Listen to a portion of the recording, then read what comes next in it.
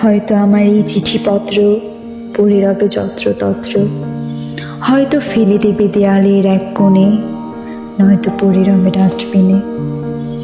মনের কথা কি বলার জন্য আজ আমার লেখা প্রেমের বার্তা। জানি না জীবনে করেছিলাম কি কোনো ভালো কাজ, তোমার সাথে কেনই বা আমার দেখা আজ।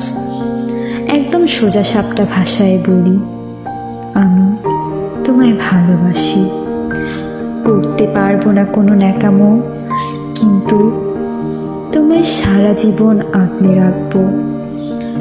যদি আমাকে নাই লাগে ভালো, তাহলে কেনই বা আমার স্বপ্নে আসো। আমি নই দেখতে খুব ভালো, আশা করি তোমার জীবনে ছড়িয়ে দিতে পারবো অনেক আলো।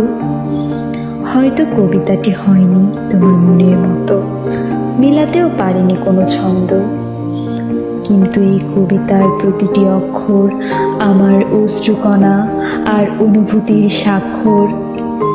আমি নই কোনো এক লেখক, হতেও পারবো না সাহিত্যিকের মতন। আমি নই কোনো কবি, কিন্তু তোমার জন্য এই প্রেমের বার্তাটি লিখেছি। আমাকে যদি তোমার লাগে ভালো, শুধু একটি বার বলে দিও। যদি না লাগে ভালো, দয়া করে আমার স্বপ্নে আর না আসিও।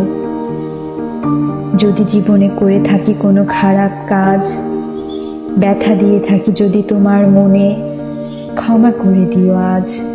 এই বার্তাকে সাক্ষী রেখে লেখার নাই আমার কোনো ভাষা, তোমার প্রতি অবিরাম ভালোবাসা।